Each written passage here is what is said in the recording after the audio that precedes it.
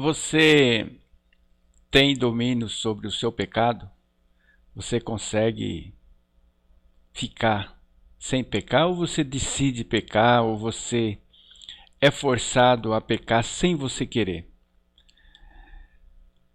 Um certo momento da minha vida, eu tinha uma grande luta dentro de mim porque eu não conseguia dominar o meu pecado. Embora eu não quisesse pecar, mas parece que algo me forçava. E quando eu pecava, eu ficava muito triste, ficava chateado e não via solução nenhuma para resolver o meu problema, o problema do pecado. Porque na verdade o pecado, ele tem uma força de atração muito grande. E é só Jesus na nossa vida, só Deus na nossa vida para nos livrar. E eu achava que eu nunca ia conseguir me libertar. Mas graças a Deus hoje eu posso dizer que eu sou um homem livre. Por que eu estou dizendo isso? Porque a palavra de Deus é sábia, a palavra de Deus é maravilhosa quando você vive plenamente ela. Eu quero fazer uma reflexão no livro de Romanos, no capítulo 6, que tem um subtítulo dizendo assim: a graça livra do império do pecado.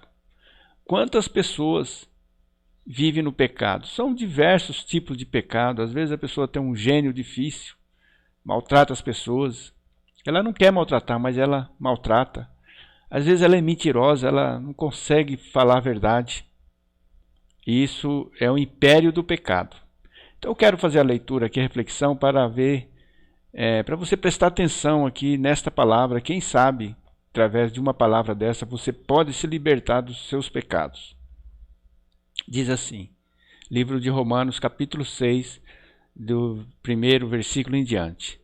Que diremos, pois? Permaneceremos no pecado para que a graça abunde?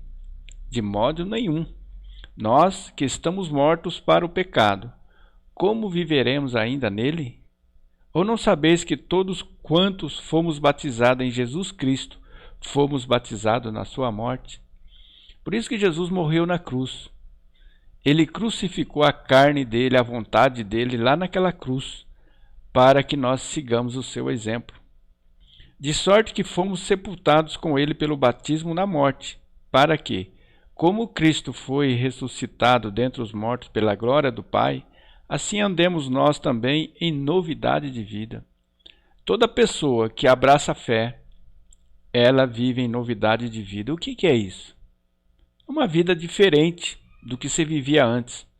Nas nossas reuniões, tem uma pessoa, e eu fiquei muito feliz quando ela confessou com a própria boca. Ela falou assim: olha, lá no meu trabalho as pessoas estão admirando pelo modo de vida que eu vivo nesse momento. Porque antigamente eu respondia tudo, eu fazia isso, fazia aquilo. E agora não. As pessoas estão admiradas, parece que eu sou uma nova pessoa. E aí ela está nesse texto, porque ela crucificou a carne dela, morreu para aquela velha vida, né? Versículo 5. Porque se fomos plantados juntamente com ele na semelhança de sua morte, também o seremos da sua ressurreição. Sabendo isto, que o nosso corpo, que o nosso homem velho foi com ele crucificado, para que o corpo do pecado seja desfeito, para que não sirvamos mais ao pecado. Porque aquele que está morto está justificado do pecado. Ora, se já morremos com Cristo, cremos que também com ele viveremos. Sabendo que, tendo sido Cristo ressuscitado dentre os mortos, já não morre, a morte não tem mais domínio sobre ele. Pois, quanto a ter morrido, de uma vez morreu para o pecado, mas, quanto a viver, vive para Deus. Então eu nasci para Deus agora. Eu tenho que fazer a vontade de Deus. E cada dia nosso corpo tem que ser crucificado. Assim também vós considerai-vos certamente mortos para o pecado, mas vivos para Deus em Cristo Jesus nosso Senhor. Não reine, portanto, o pecado em vosso corpo mortal, para lhe obedecerdes em suas concupiscências, isso é, em suas atrações. Nem tampouco apresenteis os vossos membros ao pecado por instrumentos de iniquidade, Mas apresentai-vos a Deus como vivos dentre os mortos, e os vossos membros a Deus como instrumentos de justiça. Quantas vezes nós apresentamos os nossos olhos para olhar coisas que não devemos, coisas maus? Quantas vezes com as nossas mãos nós pecamos? Quantas vezes com os nossos pés? Então aqui está dizendo para nós não apresentarmos os nossos membros como instrumento para pecar, porque o pecado não terá domínio sobre vós, pois não estáis debaixo da lei, mas debaixo da graça. Está vendo?